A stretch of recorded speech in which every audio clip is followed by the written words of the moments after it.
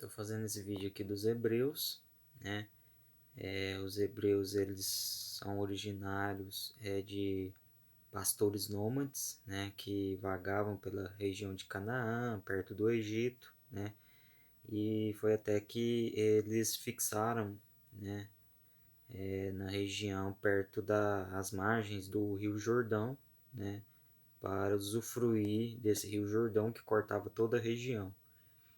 E esses pastores nômades, aos poucos, eles foram desenvolvendo o processo da agricultura, né, criação de animais, né, domesticação e criação de animais.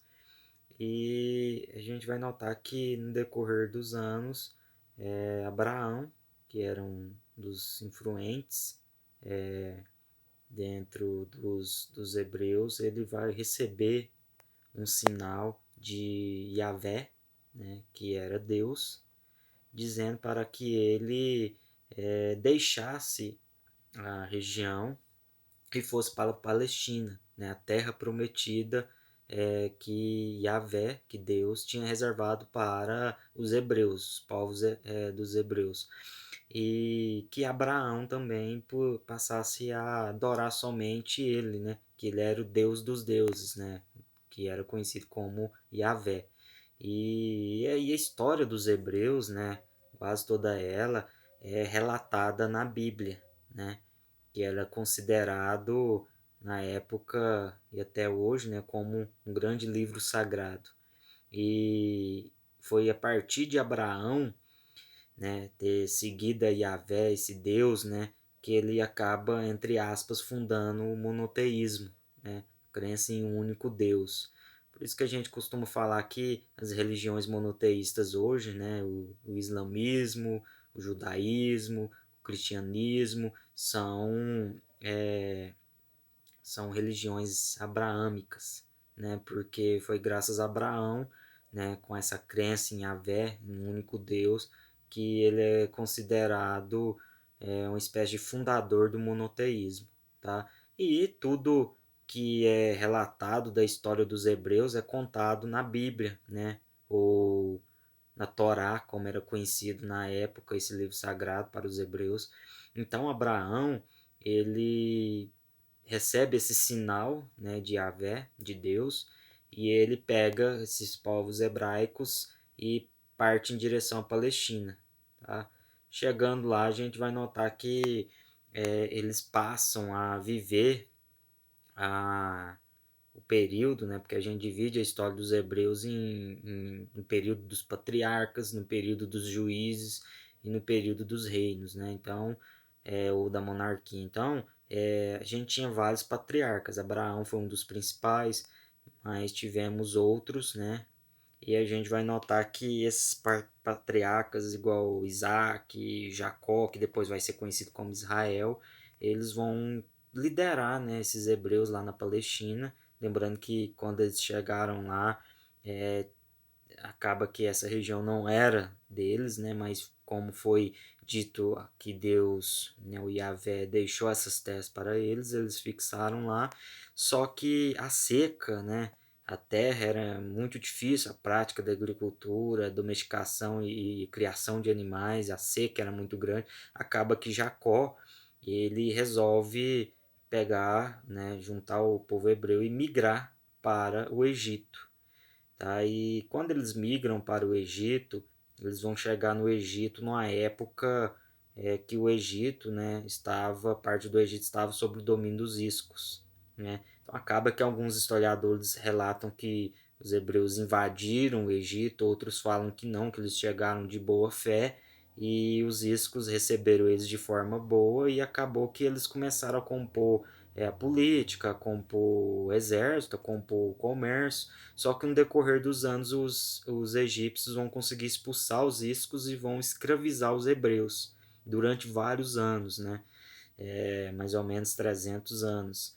E acaba que Moisés, né, um dos grandes nomes conhecidos, ele vai receber um sinal de Yahvé para que ele liderasse o povo hebraico para de volta à Palestina, né? Que eles fugissem do Egito, deixassem de ser escravos e voltassem para a Palestina.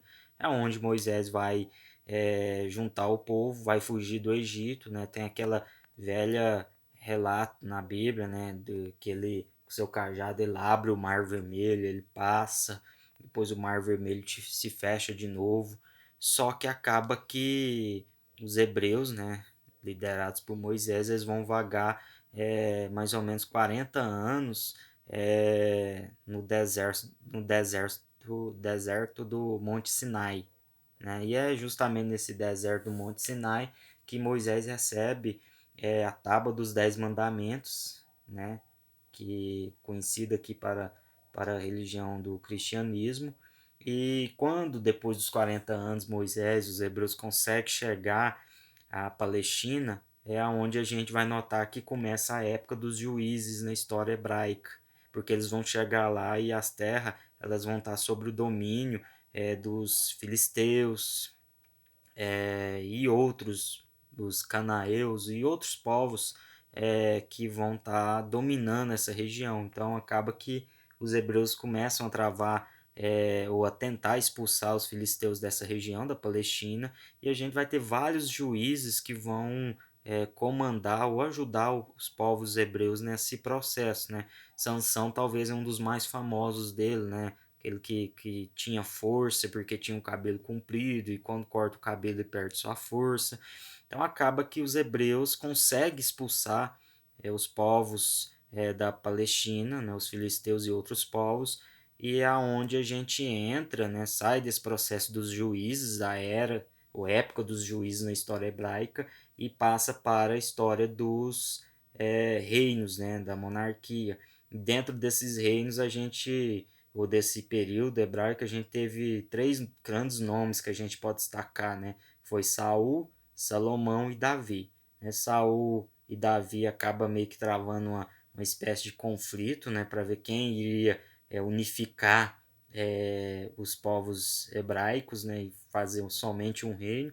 Acaba que Davi consegue vencer, e depois seu sucessor Salomão ele vai levar os hebreus a uma grande avanço em todas as áreas, agricultura, comércio, vai criar ou construir um templo para cultuar Yahvé, que vai ser o templo de Jerusalém, né? E acaba que quando Salomão morre, não consegue mais ter sustentar essa estabilidade política do reino dos hebreus. É onde começa vários conflitos, e a gente tem a divisão dos hebreus no reino de Israel e no reino de Judá, né, um ao norte e outro ao sul, e acaba que com essa divisão enfraquece os hebreus, e em decorrer dos anos Israel e Judá acaba sendo invadido e levando ao fim dessa história hebraica, mas é óbvio que